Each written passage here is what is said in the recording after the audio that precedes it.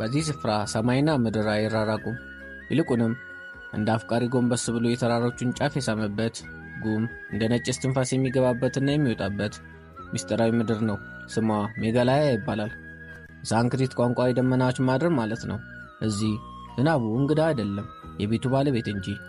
ገና ሲነጋ በሩን አንኳኩቶ ይገባል። ቀኑን ሙሉ አብሮ ይውላል። ሲመሽም የጣሪያውን ቆርቆሮ እየደበደበ የራሱን የሌሊት ዜማ ይፈጥራል። ይህ ከአድማስ በላይ የሚወርደው ውሃ የዘመናት ድንጋዩን ብቻ አይደለም የሚሸረሸረው፣ የሰዎቹን ልብ፣ የዘመናት ታሪክና እኛ የምናውቀውን ትክክለኛ የተባለ የዓለም ስርዓትን ጭምር እንጂ።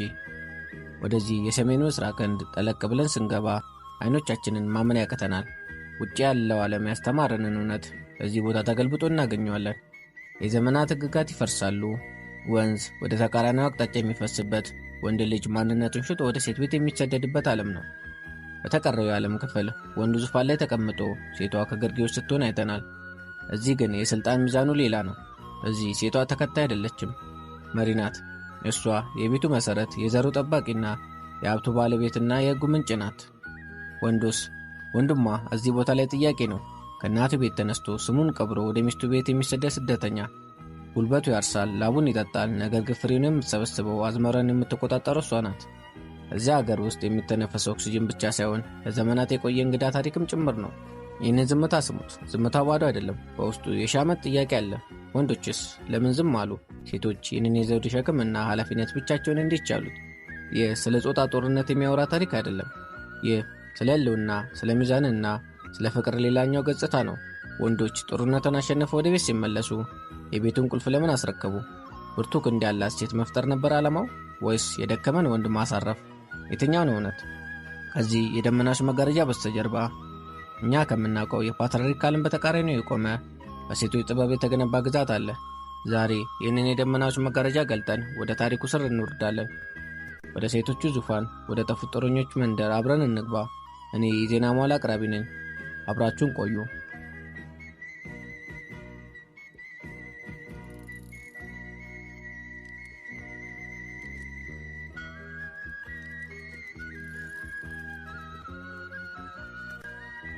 የዚህ ሁሉ ስርዓት መነሻ የት ነው? መልሱ በዘመናት አቧራ ተሸፍኖ ከአሲ ሽማግሌዎች የልብ ምት ውስጥ ተደብቋል። ዛሬም ድረስ መሸት ሲል እሳት ዳር ተቀምጠው የከሰል ሙቀት ፊታቸውን ወለል አድርጎ ሲያሳየው ድምፃቸውን ዝቅ አድርገው የሚተርኩት አንድ ጥንታዊ አባቶች ተረት አለ። ይህ ተረት የዛሬውን ማንነትን የጠረበ፣ የትናንቱን ቁስል የሻረ የጊዜ መዶሻ ነው። ወደ ኋላ እንመለስ። ገና ተራሮች ስም ባልነበራቸው፣ ዓለም በጉልበት ትመራ በነበረበት የካሲ ምድር ወንዶች ብርቱ ጦረኞች ነበሩ። እጆቻቸውን ማረሻ ብቻ ሳይሆን ጎራዴም የለመዱ ነበሩ። ያ ዘመን የሰላም አልነበረም። የጎሳ ግጭት፣ የድንበር ጥያቄና የክብር ፍላጎት ሰላሙን ያደፈርሰው ነበር። ጠላት ሲመጣ ወይም ሩቅ ያለው ንጉሥ ሲጠራ ወንዶቹ ጋሻቸውን አንግበው ጦራቸውን ሰብቀው የሚወዷቸው ልጆችና ሚስቶች ስመው ተራራውን እያቋረጡ ወደማያውቁት ምድር ይተሙ ነበረ። ነገር ግን ያኔ ጦርነቱ እንደ ዛሬው አንድ ቀን አልነበረም። የጦርነቱ ነጋሪ ሲጎሰም ወንዶቹ ለወራት አንዳንዴም ለዓመታት ከመንደራቸው ይጠፋሉ። የጦርነቱ አቧራ ሲወጣቸው መንደሩ በከባድ ዝምታ ይዋጥ ነበረ። ቤቱ የወንድን ድምፅ ይናፍቃል፣ እርሻውም የወንድን ክንድ ያጣል። ከዛማ መንደሩ የሴቶች የሕፃናትና የአረጋውያን ብቻ ይሆናል። በዚህ ረጅም ጊዜ መለያየትና ናፍቆት ውስጥ ግን መንደሩ ባዶን አልቀረም። ክፍተቱን የሞሉት የቤቱን ምሰሶ የተሸከሙት ሴቶች ናቸው። መሳሪያ የተሸከመ ወንድ ጫካ ሲገባ ሴቷ እንባዋን አበሰች። መጠበቅን ሳይሆን መስራትን መረጠች። ፍርሃትን በድፍረት ተካች። ሴቷ ካሁን በኋላ እናት ብቻ አልነበረችም። ሴቷ መሪ ሆነች። ሴቷ ዳኛ ሆነች። ሴቷ የኢኮኖሚ ምሰሶ ሆና ብቅ አለች። መሬቱን አረሱ፣ የንግዱን መስመር ዘረጉ፣ የማህበረሰቡን ሕግ አወጡ፣ ልጆቹን በሥነ ምግባር ቀረጹ። ወንዱ በሌለበት ሴቷ ሙሉ መንግሥት ሆነች። የፈራረሰውን ጠገኑ፣ የጎደለውንም ሞሉ። ሴቶች የህብረተሰቡ የማያሰበር አከርካሪ ሆኑ። ያኔ ነው ሴቶች ከጓሮ ወጥተው ወደ አደባባይ የተሸጋገሩት። ዓመታት አለፉ፣ ወቅቶች ተፈራረቁ። አንድ ቀን ያ የጠፋው የጦር ሰራዊት ከአድማስ ማዶ ታየ። ወንዶቹ ተመለሱ። ነገር ግን እንደ አሸናፊ ንጉሥ በግርማ ሞገስ አልነበረም። በድካም፣ በቁስል፣ በጦር ጠባሳ ተሞልተው እግሮቻቸው እየተወላገዱ ነበረ። ወደ መንደራቸው ሲገቡ የጠበቃቸው ነገር አስደነገጣቸው። ቤቱ ፈራርሶ፣ ሕፃናት ተርበው፣ እርሻው በአረም ተውጦ አልጠበቃቸውም። ይልቁንም ቤቱ ሞቅ ብሏል። እሳቱ ቦግ ብሏል። ጎተራው ሞልቷል። መንደሩ ከበፊቱ በበለጠ ስርዓት፣ ጥበብና መረጋጋት እየተመራ ነው። ሴቶቹ ጥበቃ አላስፈለጋቸውም። እነሱ ራሳቸው የቤተሰቡ የመንደሩም ጠባቂ ሆነዋል። ያን ጊዜ በጦር የደከመው ወንድ የሴቷን አዲስ ጥንካሬ አየ። የጎራዴ ስለት በጊዜ ሂደት ይዶለዱማል፣ የሴቷ ጥበብ ግን እየሰላ ይሄዳል። ወንዶች እርስ በርስ ተያዩ፣ በልባቸው አንድ እውነት አወቁ። ወንድ በጦር ሜዳ ሊሞት ሊጠፋ ወይም ሊሰደድ ይችላል። ሴት ግን የቤት ምሰሶ፣ የትውልዱ አስቀጣይ ናት። ስለዚህ ስልጣን ከሚሞተው ወንድ ይልቅ ወደማጠፋው እናት መሄድ አለበት። ሽማግሌዎችም እንዲህ አሉ፣ ጉልበት የኛ ነው፣ ጥበብ ግን የሴት ነው። እኛ በውጭ እንዋጋለን፣ እናንተ በውስጥ ንገሱ። አደጋን መከላከል የኛ ድርሻ ይሁን። ሕይወትን ማስቀጠል፣ ሀብትን ማስተዳደርና ትውልድን መምራት ግን የእናንተ ስጦታ ነው። በዚያ ታሪካዊ ምሽት ወንዶች ጎራዳቸውን ግድግዳ ላይ ሰቀሉ። የቤቱን ቁልፍ፣ የተራረጉን ስምና የወደፊቱን ትውልድ ዕጣ ፈንታ ለሴቶች አስረከቡ። እናትነት ሐቅ ነው፣ አባትነት ግን እምነት ነው የሚለው ፍልስፍና የተወለደው በዚያ ቅጽበት ነበር። ይህ አፈታሪክ ይሁን የታሪክ እውነት ማንም በእርግጠኝነት አይናገርም። ነገር ግን የመገለያ መሠረት የተጣለው በዚህ የጥንት ወንዶች ስምምነትና በሴቶች የማስተዳደር ብቃት ላይ ነው። ያ የሴቶች ዘመን መጀመሪያ፣ የወንዶች ሥልጣን ማብቂያ ምዕራፍ ነበር።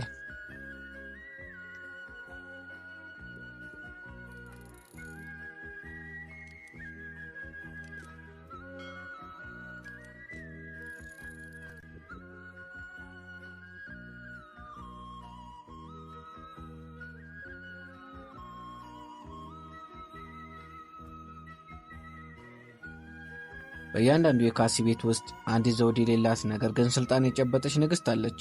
እሷም ካትዱ ትባላለች፣ የቤቱ የመጨረሻ ሴት ልጅ። በተቀረው ዓለም የመጨረሻ ልጅ መሆን የመንደላቀቅ ምልክት ሊሆን ይችላል። እዚህ ግን የመጨረሻ ልጅ መሆን ማለት የመጀመሪያ መሆን ነው። የታሪክ መጀመሪያ፣ የቤተሰብ መሠረትና የትውልድ ጠባቂ መሆን ማለት ነው። ታላላቅ እህቶች ሲያድጉ የራሳቸውን ጎጆ ቀልሰው አዲስ ቤት ሰርተው ይወጣሉ። ወንዶች ሲያድጉ ሚስት አግብተው ወደ ሌላ ቤት ይሄዳሉ። ካትዱስ? በካትዱማ ነገሮች የተለዩ ናቸው። የቤቱ ግድግዳዎች፣ ምሰሶችና ጣሪያዎች ሚስጥር የሚያውቁት እሷን ነው። የአባቶቿና የቅድመ አያቶቿ መንፈስ የሚጣራው በእሷ ቤትና በእሷ ሳሎን ነው። የዚህ ማኅበረሰብ የሥልጣን ምልክት ቁልፍ ነው። ያ የብረት ቁልፍ የሚንጠለጠለው በካትዱ ወገብ ላይ ነው። የካዝናው፣ የውርስ መሬቱ፣ የወርቅ ጌጣጌጡና የቤተሰቡ ሀብት ሰነድ ሁሉም በእሷ እጅ ነው። በእሷ ቁጥጥር ስር ነው። እሷ የቤቱ ባንክ ናት። ነገር ግን ተመልካቾች ይህንን ሥልጣን እንደ ቅንጦት አትቁጠሩት። ይህ ሥልጣን በባዶ አልመጣም፣ ዋጋ ተከፍሎበት እንጂ። ካትዱ የቤተሰቡ አገልጋይና መሪ ናት። በትከሻዋ ላይ የከበደ ቀንበር አለ። ያረጁ ወላጆቿን የመንከባከብ ግዴታ የሷ ነው። ታመመን የምታክመው፣ የሞተን የምትቀብረው እሷ ናት። ቤቱ የእሷ ነው፣ በስሟ ነው። ግን ቤቱ የብቻዋ አይደለም። ቤቱ የተከፈተ መጠለያ ነው። አንድ ወንድሟ ትዳሩ ቢፈርስ ተመልሶ የሚመጣው ወደ እሷ ነው። አንዲት እህቷ ችግር ቢገጥማት መጠለያ የምትሆነው ካትዱ ናት። እሷ የቤተሰቡ የደህንነት ቦታ፣ የማደኛ መረብ ናት። በሌላ ዓለም ወንዶች ለሥልጣን ይጣላሉ። እዚያ ያሉ ታላላቅ እህቶች ኃላፊነቱን ለካትዱ ሲተውላት እፎይታ ይሰማቸዋል። ምክንያቱም ሀብቱም ብቻ ሳይሆን ጭንቀቱም የሷ ነውና። የቤቱ ማንደጃ ላይ ያለው እሳት ፈጽሞ መጥፋት የለበትም። ይህ እሳት የዘር ሐረጉ ምልክት ነው። እናም ካትዱ የዚህ እሳት ጠባቂ ናት። ወንዶች ይወለዳሉ፣ ያድጋሉ፣ ይሄዳሉ። ካትዱ ግን እንደ መሬት ጸንታ፣ እንደ ተራራ ተተክላ ትውልድን እየተቀበለችና እየሸኘች የቤቷ እመቤት ሆና ለዘላለም ትኖራለች። እሷ የመጨረሻ ልጅ ናት፣ ግን የመላ ቤተሰብ እናት ናት።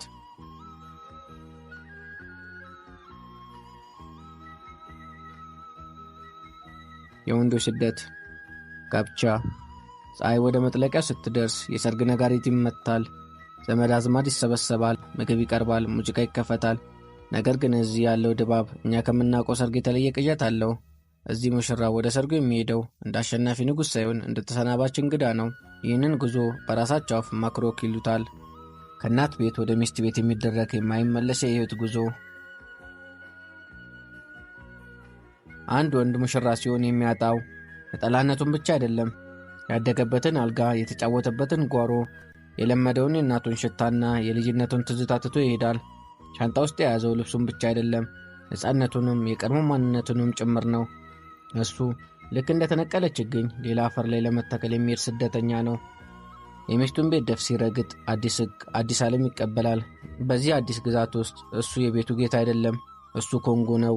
ኮንጎ ማለት ክብር የሚሰጠው ነገር ግን ምንም ሥልጣን የሌለው እንደማለት ነው። እሱ አጋር ነው። እሱ የሥራ ባልደረባ ነው። እሱ የዘር ማራቢያ ነው። ጠዋት ማልዶ ይነሳል፣ ወደ ሥራ ይሰማራል። ማታ ሲመለስ የቤቱ ውሳኔዎች አልቀው ይጠብቁታል። የሚስቱ እናት ወይም የሚስቱ ወንድም በቤቱ ጉዳይ ላይ ከሱ በላይ ድምፅ አላቸው። እሱ ሰብሳቢ ነው፣ ግን ወሳኝ አይደለም። የመጀመሪያው ሌሊት ለሙሽራው የጨለማና የጥያቄ ድብልቅ ናት። በተለመደው የዓለም ክፍል ሙሽራው ሙሽራይቱን ወደ ቤቱ ያስገባታል። እዚህ ግን ሙሽራው ወደ ቤቷ ይገባል። የቤቱ ግድግዳዎች፣ የቤቱ ዕቃዎች አቀማመጥ፣ ሌላው ቀርቶ የቤቱ ጠረን ለሱ ባዕድ ነው። እያንዳንዱ እርምጃውን የሚራመደው በጥንቃቄ ነው። በዚህ ቤት ውስጥ ያለው ቦታ የተከራየው ወይም በውለታ የተገኘ እንጂ የተፈጥሮ መብቱ እንዳልሆነ በደም ስር ውስጥ ይሰማዋል። እሱ ባል ብቻ አይደለም፣ እሱ በዚህ ቤት ውስጥ ታዛዥ ተማሪም ነው። በዚህ ባህል ውስጥ ጥሩ ባል የሚለካው በሌላ ሚዛን ነው። ብርቱ ሰራተኛ መሆን ግዴታ ነው፣ ነገር ግን ያገኘውን ገቢ ለራስ የመዋል መብት የለውም። የደሞዝ ቀን ሲደርስ ወንዱ ላቡን ጠብ አድርጎ ያገኘውን ገንዘብ ለሚስቱ ካላስረከበ ማህበረሰቡ እንደ ሌባ ወይም ራስ ወዳድ አድርጎ ይቆጥረዋል። ሚስት ገንዘቡን ተቀብላ ለቤተሰቡ፣ ለልጆቹ አልፎም ተርፎ ለራሷ ዘመዶች እንዴት እንደምታከፋፍለው የመወሰን ሙሉ መብት አላት። ይህ የኢኮኖሚ ጥገኝነት የወንዶችን አንገት ይበልጥ ያስደፋዋል። ልጆቹን ሲመለከት የራሱን ደምና ስጋ ያያል፣ ነገር ግን ስማቸው ሲጠራ የእንግዳ ስሜት ይሰማዋል። ልጆቹ በራሱ ስም አይጠሩም። የዘር ሐረጋቸው የሚመዘዘው በእናት በኩል ነው። አንድ ክፉ ቀን መጥቶ ትዳሩ ቢፈርስ ወንዱ የሚወጣው በባዶ እጁ ነው። ልጆቹ ከሱ ጋር አይሄዱም፣ ንብረቱ ከሱ ጋር አይሄድም። ልክ እንደመጣበት ቀን ልብሱን ብቻ ሰብስቦ ትዝታውን አሽቀንጥሮ መውጣት አለበት። ይህ ፍርሃት እያንዳንዱ ባል በልቡ ጓዳ ይዞት የሚዞረው ስውር ሸክም ነው። ዛሬ አባት ነኝ፣ ነገ ግን ማን ነኝ የሚል ጥያቄ እንቅልፍ ይነሳዋል። የወንድ ልጅ ኢጎ እዚህ ቤት ውስጥ ቦታ የለውም። በተፈጥሮ የተሰጠው የመምራትና የመወሰን ፍላጎት በዚህ ባል ወፍጮ ውስጥ ይደቆሳል። ብዙ ጊዜ ወንዶች ይህንን ስሜት በውስጣቸው አምቀው ይይዙታል። ሻይ ቤት ውስጥ ሲሰበሰቡ ወይም በሥራ ቦታ ሲገናኙ አይኖቻቸው የሚናገሩት ይህንን የጋራ ህመም ነው። በቤታቸው ውስጥ ያጡትን ክብር በውጭው ዓለም በሥራና በጓደኝነት ለማካከስ ይሞክራሉ። አባትነት እዚህ ቦታ ላይ ከሥልጣን ይልቅ በግዴታ በፍቅርና በትዕግሥት ላይ የተመሠረተ ጥበብ ነው። እሱ የሚኖረው ለሚስቱ ክብርና ለልጆቹ ፍቅር ብሎ ነው።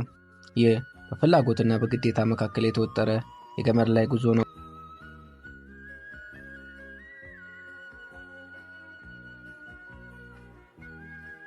ከቤቱ ጸጥታ ወጥተን ወደ ከተማዋ እምብርት ወደ ታዋቂው ልዩዱ ገበያ ስንወርድ ሌላ አስገራሚ ትዕይንት ይጠብቀናል። ይህ ቦታ የሚገላ የልብ ምት ነው፣ ግን ልቡ የሚመታው በሴቶች ፍጥነት ነው። እዚህ ገበያ ውስጥ ጫጫታው ራሱ ጾታ አለው። ድምፁ የሴቶች ነው። የሚሸጡት፣ የሚለውጡት፣ የሚከራከሩትና የሚወስኑት ሴቶች ናቸው። በዓለም ዙሪያ ገበያ የወንዶችን መገናኛ መድረክ ሲሆን፣ እዚህ ግን ወንዶች በገበያው ጠርዝ ላይ የቆሙ ተመልካቾች ናቸው። ወደ ስጋ ቤቱ ተራ ስንሄድ ይህ እውነት በግልጽ እናየዋለን። ግዙፍ የብረት ጎራዴ ጨብጠው ስጋውን እየቆረጡ የሚሸጡ ሴቶች ናቸው። ይህ ምስል ትልቅ ትርጉም አለው። በአብዛኛው ዓለም መሳሪያና ደም የወንዶች ግዛት ነው። እዚህ ግን ሴት በልበ ሙሉነት ቢላዋን እያነሳች ይህ የኔ ግዛት ነው ትላለች። የወንዶች ጉልበት እዚህ ቦታ ላይ የሚፈለገው ለሁለት ነገር ብቻ ነው፣ ሸክም ለመሸከምና ሻይ ለማዞር። ሴቶቹ ለብሰው የምናየው ጂንስም የተባለ ባህላዊ ቀሚስ ዝም ብሎ ልብስ አይደለም፣ የንግድ ካባ ነው። አፋቸው በክዋይ ማለትም በባህላዊ ቅጠልና በለውዝ ድብልቅ ማኘክ ምክንያት ቀልቷል። የደም ቀለም የድፍረትና የመረጋጋት ምልክት ነው። ደንበኛ ሲመጣ አይነሱም፣ እዛ በተቀመጡበት ሆነው ክዋይ እያኘኩ በድፍረት ይነጋገራሉ። አይኖቻቸው ውስጥ የሚነበበው ፍርሃት ሳይሆን የንግድ ስልትና የዘመናት ልምድ ነው። እያንዳንዱ የፊት እንቅስቃሴዎቻቸው እኔ ነኝ የሚወስነው የሚል መልእክት ያስተላልፋል።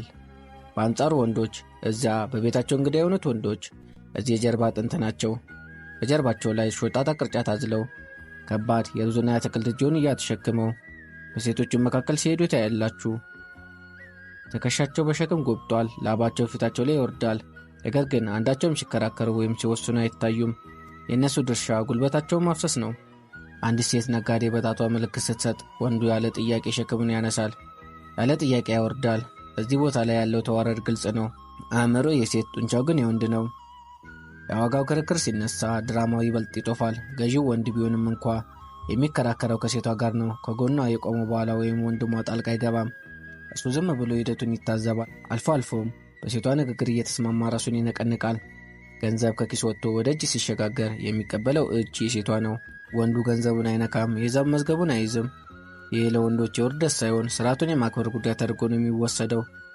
ነገር ግን በውስጣቸው ያለው ስሜት፣ የአንገታቸው መደፋት ሌላ ታሪክ ይናገራል።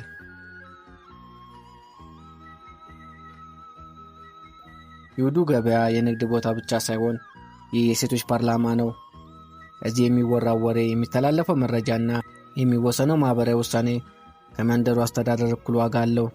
ሴቶች ጎን ለጎን ተቀምጠው ስለ ልጆቻቸው ትምህርት፣ ስለ ጎሳቸው ጉዳይና ስለ ባሎቻቸው ጠባይ ያወራሉ። የማህበረሰቡ ሞራል የሚታነጸው እዚህ ነው።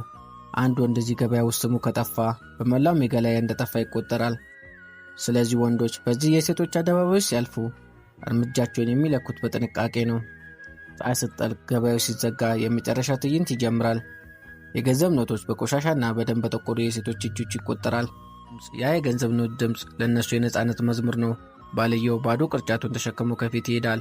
ሚስት ደግሞ የዕለቱን ገቢ በደረቅ ኪሷ ይዛ በኩራት ትከተለዋለች። ገንዘብ ኃይል ነው።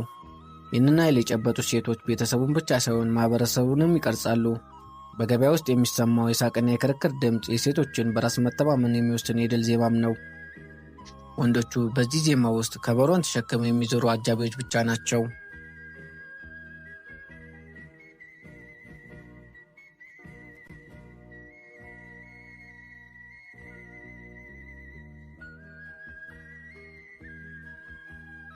ወንዶች በዚህ የሴቶች ግዛት ውስጥ ሙሉ ለሙሉ ተሸናፊዎች ወይም ባሪያዎች አይደሉም። የካሴ በዓል ለወንዶች የሰጠው እንደ መተንፈሻ የሚጠቀሙበት አንድ ታላቅ መሸሸጊያ አለ። የአጎትነት ስልጣን ወይም በቋንቋቸው ይባላል። ይህ ስርዓት እንቆቅልሽ ነው። አንድ ወንድ በገዛ ሚስቱ ቤት ድምፁ ቢጠፋም በእህቱ ቤት ግን እንዳንበሳ ነው። በሚስቱ ቤት ጉልበት ብቻ ቢሆንም በእህቱ ቤት ግን አንጎልም ነው። ለእህቶቹ ልጆች እሱ አባት፣ መካሪ፣ ቀጪና ወሳኝ ሰው ነው። የቤተሰቡን ፖለቲካ የሚዘውረው የዘሩን ክብር የሚያስጠብቀውና ውሳኔዎችን የሚያጠርቀው እሱ ነው። ሴቷ ንግሥት ብትሆንም ወንዱ ጠቅላይ ሚኒስትር ነው። ይህ ግን ወንዶችን ወደ እብደት የሚወስድ እጅግ የተወሳሰበ ድር ነው። ወንዱ አካሉ በሚስቱ ቤት፣ መንፈሱ ግን በእህቱ ቤት ይኖራል። እስቲ አስቡት፣ አንድ አባት ከሥራ ሲመለስ የገዛ ልጁን አጥብቆ ይስመዋል፣ ይወደዋል። ግን ልጁ ጥፋት ሲያጠፋ አባትየው እጁን ለመሰንዘር ሥልጣን የለውም። አጎቴ ምጣኔም ከር ብሎ ወደ ሚስቱ ወንድም ከመላክ ውጪ በገዛ ልጁ ላይ የወሳኝነት መብት የለውም። በመንደሩ ምክር ቤት ስንገባ ወንበሮቹ የሞሉት በወንዶች ነው። ይህ የሚገርመው የሚዛን ጨዋታ ነው። መሬቱ የሴቶች ነው፣ ገንዘቡ የሴቶች ነው፣ ቤቱ የሴቶች ነው። ግን በሕዝብ ፊት መጥቶ ስለ መሬቱ፣ ስለ ገንዘቡና ስለ ቤቱ የሚናገረው ወንዱ ነው። ሴቶች ንብረቱን በባለቤትነት ይይዛሉ፣ ወንዶች ደግሞ ይህንን ንብረት በጠባቂነት ያስተዳድራሉ። የአጎትነት ሥልጣን እዚህ ላይ ጎልቶ ይታያል። እያንዳንዱ አጎት የእህቱንና የእህቱን ልጆች ጥቅም ለማስከበር በምክር ቤት ውስጥ እንደ ጠበቃ ይከራከራል። ስለዚህ ወንዶች በቤት ውስጥ ዝምተኛ ቢሆንም በአደባባይ ግን ተናጋሪዎች ናቸው። ይህ ድርብ ማንነት የወንዶችን አእምሮ በየቀኑ የሚፈትን ፈተና ነው። ይህ የተወሳሰበ ሚዛን በገንዘብ ውስጥ ይንጸባረቃል። አንድ ወንድ በድብቅ ለገዛ ልጁ የትምህርት ቤት ቦርሳ ወይም ጫማ ሲገዛ ወንጀል እንደሰራ ሰው በስርቆት ይጠየቃል። ምክንያቱም ባህሉ የሚጠይቀው የእህቱን ልጆች ፍላጎት እንዲያሟላ ነው። የአጎትነት ግዴታው ከአባትነት ፍቅሩ ጋር ይጋጫል። የአንድ ወንድ ደሞዝ ለሁለት ይካፈላል። የመጀመሪያው ለራሱ ቤት፣ የተቀረው ደግሞ ለእህቱ ቤት። በዚህ መሃል ለራሱ ምንም የሚቀረው ነገር የለም። ይህ የኢኮኖሚ ጫና በብዙ ወንዶች ላይ ቶሎ የማርጀት ምልክትን ያመጣል።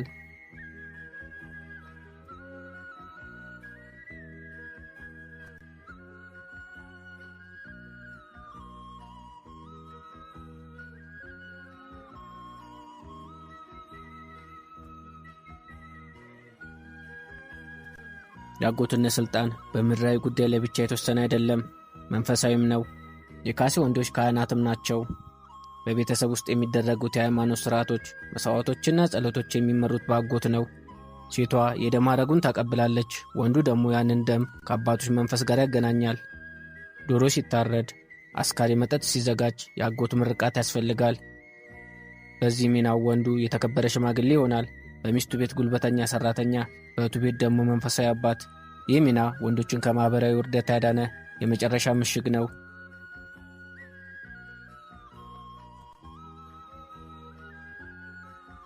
ምሽት ላይ አንድ የካሴ ወንድ በመንገድ ሲሄድ ብታዩት ወደ የትኛው ቤት እየሄደ ነው የሚል ጥያቄ አያስፈልግም። እግሮቹ ወደ ሚስቱ ቤት ይወስዱታል፣ ልቡ ግን በእህቱ ቤት ጉዳይ ይጠመዳል። ይህ የፔንዱለም ሕይወት ነው። ከአንዱ ቤት ወደ አንዱ ቤት እየተወዛወዘ የራሱን እውነተኛ መኖሪያ ያጣ ስደተኛ ይመስላል። አንዳንድ ጊዜ ወንዶች በሁለቱም ቤት እንግዳ እንደሆኑ ይሰማቸዋል። በሚስት ቤት ሥልጣን የለም፣ በእህት ቤት ደግሞ ባልና ልጆች ስላሉ የማይመች ተቀጥላይ መሆን ስሜት አለ። ይህ ብቸኝነት ብዙ ወንዶችን ወደ አልኮልና ወደ ድብርት ገፍትሯቸዋል። የሞት ቀን ሲመጣ ደግሞ የመጨረሻውነት ይገለጣል። የአንድ ወንድ አስከሬን በሚስቱና በልጆቹ ቤት አይቀበርም። አጥንቱ ተመልሶ ወደ እህቱ ቤት ወደ እናቱ ጎሳ መቃብር ይሄዳል። በሕይወት እያለ የሰጠው ፍቅር ለልጆቹ ቢሆንም በሞት ግን አጥንቱ የጎሳው ንብረት ነው። ልጆቹ አባታቸውን ሲቀብሩ የእኛ አባት ብለው ሳይሆን የነዛ አጎት ብለው ወደ ዘመዶቻቸው መመለስ አለባቸው። የመጨረሻው ጉዞ ወንዱ በምድር ላይ የነበረውን ሚና አላፊ መንገደኛና ዘር አቃባይ ብቻ እንደነበረ የሚያረጋግጥ መራራ እውነት ነው። በአንጻሩ የአባት ወደ እህቱ ቤት ሲሄድ ፊቱ ይቀየራል። እዛ ስልጣን አለ። የእህቱን ልጆች የእሱ ልጆች ያልሆኑትን ይመክራል፣ ይቀጣል፣ የትምህርት አቅጣጫቸውን ይወስናል። ልብ ለሁለት ይከፈላል። የተፈጥሮ ፍቅር ወደ ራሱ ልጆች ይስበዋል። የባህል ግዴታ ደግሞ ወደ እህቶቹ ልጆች ይጎትተዋል። ይህ ወንዶችን በሁለት ዓለም በሁለት ቤትና በሁለት ማንነት መካከል የሰቀለ የሥነ ልቦና መስቀል ነው።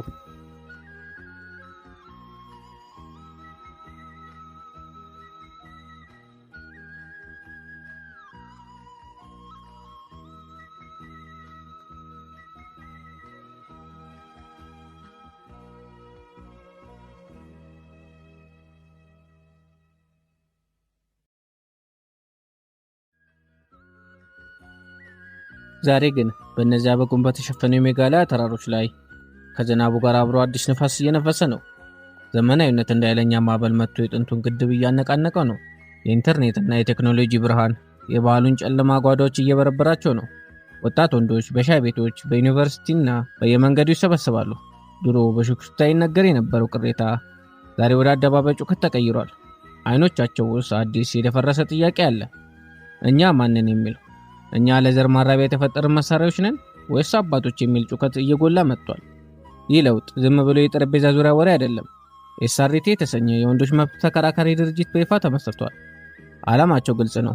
የዘር ሐረግ በአባት በኩል እንዲጠራና ንብረት ለወንዶች ልጆች እንዲከፋፈል ማድረግ። በስብሰባቸው ላይ የሚሰማው ንግግር ልብን ይነካል። እኛ በገዛ ቤታችን እንደ መራቢያ በሬ መቆጠር ሰልችቶናል የሚል አደገኛ ንግግር ለዘመናት የቆየን የማህበረሰቡን ሰላም እያናጋ ነው። እነዛ ወንዶች ጠላቶች አይደሉም። አባቶች፣ ወንድሞችና ባሎች ናቸው። ጥያቄያቸው ግን የካሲም ማንነት ከስሩ የሚነቀንቅ የመሬት መንቀጥቀጥ ነው።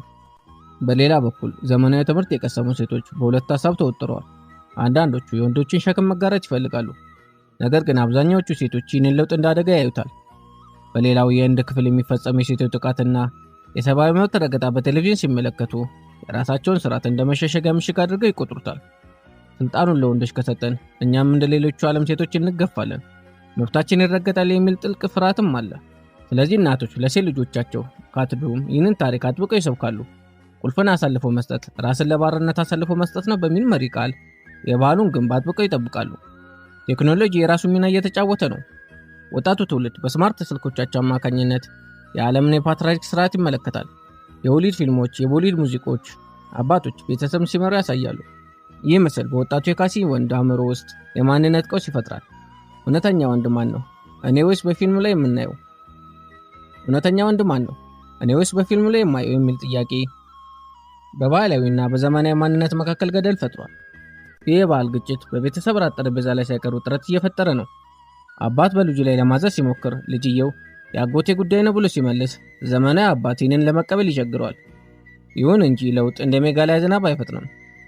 የህብረተሰቡ መሰረት የሆኑ ሴቶችና ባሉን የሚያከብሩ አብዛኛው ሽማግሌዎች ይህንን የወንዶች ጥያቄ እንደ ሰብአዊ መብት ሳይሆን እንደ ባህል መካድ ያዩታል። አሁን ቢሆን በገጠራማ የሜጋሊያ ክፍል አኗኗሩ አልተቀየረም። እዚያ አሁንም ሴቷ ንግስት ናት። ከተማው በለውጥ ቢታመጽም ገጠሩ ግን የጥንቱን ስርዓት አጥብቆ ይይዛል። የካሲ ህዝብ የያው ዛፉ ስሮች የተፈጥሮ ድልድይ እንደሚሰራ ሁሉ ባህሉን በዘመናት ሂደት ስሩን የሰደደ ስለሆነ በአንድ ሌሊት የሚበጣጠስ አይደለም። አሁን ሜጋሊያ በመስቀለኛ መንገድ ላይ ቆማለች። በአንድ በኩል ለዘመናት የቆየ ሴትን ያከበረና ሰላምን ያሰፈነ ጥንታዊ ስርዓት አለ። በሌላ በኩል ደግሞ እኩልነት ለወንዶች ያስፈልጋል የሚል የዘመናዊነት ጥሪ አለ። ወጣቱ ትውልድ በሁለት ዓለም መሃል ተወጥሯል። ፍቅርና ባህል እየታገሉ ነው። ይህ ትግል አሸናፊና ተሸናፊን የሚለየው በጦርነት ሳይሆን ምናልባትም አዲስ መካከለኛ መንገድ የሚፈጠርበት የታሪክ ምዕራፍም ሊሆን ይችላል። ፀሐይ በሜጋሊያ ተራሮች ስትጠልቅ አሁንም ያ የማያቋርጥ ዝናብ ይዘንባል። የጠፉት ጦረኞች መንፈስ አሁንም በተራሮቹ ላይ ይታያል። ዓለም እየተቀያየረ ህጎች እየተሻሻሉ ቢሆንም የደመናዎች መኖሪያ ግን አሁንም በራሷ ጊዜ በራሷ ህግና በራሷ ምስጢር ውስጥ ሆና ተነፍሳለች። ይህ ታሪክ የሚያበቃው በመልስ ሳይሆን በጥያቄ ነው። የሴቶች ግዛት ለዘላለም ይጸና ይሆን ወይስ የወንዶች አመፅ አዲስ ታሪክ ይጽፍ ይሆን? መልሱን የሚያውቀው የዘመናት ምስክር የሆነው ዝምተኛው ተራራ ብቻ ነው። ይህ የሴቶች ግዛት እውነት ነው። ለዚህ ቻናል አዲስ ከሆናችሁ ሰብስክራይብ ያድርጉ። ላይክ እና ኮሜንት መስጠትም አይዘንጉ። በሚቀጥለው ጊዜ በአዲስ ፕሮግራም እስከምንገናኝ ሰላም ለሀገራችን፣ ሰላም ለእናንተ። ቻው።